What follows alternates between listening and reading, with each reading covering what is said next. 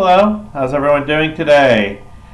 We did a lot of work on law enforcement recently because a lot of students said they were interested in that. A few students also said they were interested in fashion design. So we're going to do a lesson on that. Here's some questions we'll discuss in the live class. The big goal of this lesson is what it takes to become a fashion designer. We'll talk about in the live classes some famous fashion designers you might know. So Tommy Hilfiger, no one there, I keep forgetting. Let's see. I almost said Oscar de la Renta. Okay, so sorry, I can't think of very many myself. But Donna Versace, a lot of those people, Vera Wang, people like that we'll talk about. How do you get a start in this career? And some possible jobs. So our big objective, you ought to write a summary of the information, and you ought to give some things you think. This will be our assessment coming up for it. We're going to learn some new vocabulary. These will show up in your quizzes and tests, and you'll practice forming opinions to make a case. We're going to do that probably as a combined legal thing. So the important thing to remember about being a fashion designer, cutting right in this lesson, is that you don't really need a degree in it. Some people don't have one. Lots of people do. It's not an easy thing to do. So you need a combination. You have to know how to draw, sew, be a good designer. For me, I can sew buttons. That's about it. And you need perseverance. You need to realize that things may not go well for you at first. There could be problems, because that's happened to every designer. I'm not kidding when I say everyone. So to make it fashion, you need a wide array. Variety, that's a good vocabulary word. Of skills, you need to draw. You need an eye for color and texture. You need to visualize concepts in 3 dimensions. So 1 dimension would be length, 2, length and width, 3, length, width, and depth. And you have to get good at all kinds of fabrics. So the easiest thing to do here, get very good at sewing. Get to love that little oil smell that comes from your sewing machine.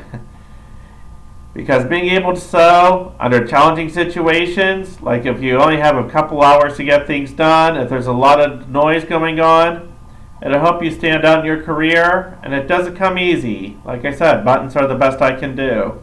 It's also good to understand how fabrics would be the cottons, the whatever material clothes are made from, how they move. That is essential, very important. Don't understand fabrics, your clothes just won't hang right. They won't look good.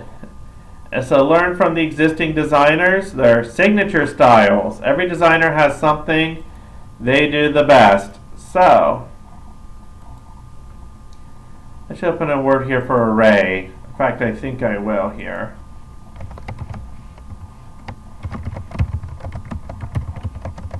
An array.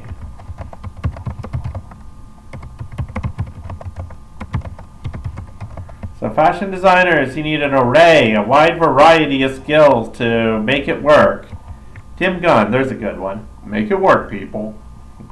Texture, how hard, soft, layered, or different. Different textures here. So we'll talk about what looks soft, what doesn't. Sometimes you don't want soft.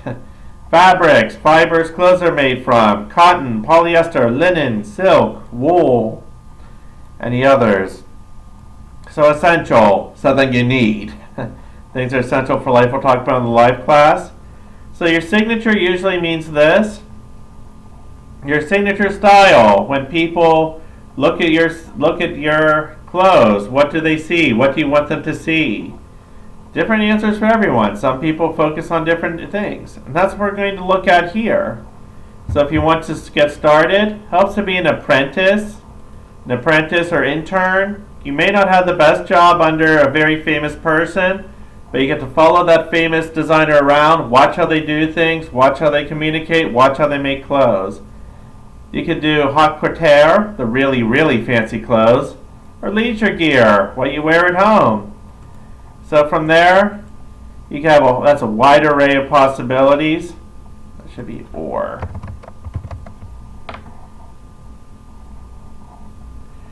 Okay, so a wide array of possibilities here. You might want to consider some different areas, but it's best to specialize in one and then just kind of move over. So to do it, you need excellent communication skills, project one way, always talking.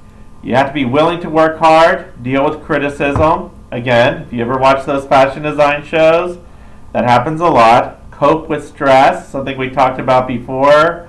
A lot of stress coming. Be open to new ideas and be self-disciplined. So an apprentice, you ever see this Disney movie, The Sorcerer's Apprentice? He's following a sorcerer around trying to learn what to do. Haute couture, the really fancy clothes like this. Be honest, I think some of them look funny. Some of them are meant to. So leisure, like what these guys are wearing. Just nice, relaxed suits. Willingness, can you put up with new ideas to cope? You put up with stress and deal with it. Self-disciplined, you work on your own. These are some vocabulary words, but I just think this little slide, I had made this lesson before Halloween, shows some interesting fashion trends in relation to ghosts. We have a ghost as our model, and you can see the crop sheet, the cargo, all those pockets. The reverse, see, now it's black with white eyes. Distress, looks like it's been around a while. Designer, Armani, because that's a joke. Sporty, the Nike swoosh. Formal, put a little bow tie on it. So these vocabulary words, be sure you know them. We will also review these in the live class if you have any questions. Big goal here is going to be a summary and opinion writing. So just let me know if you have any questions. Otherwise, I'll see you later. Goodbye for now.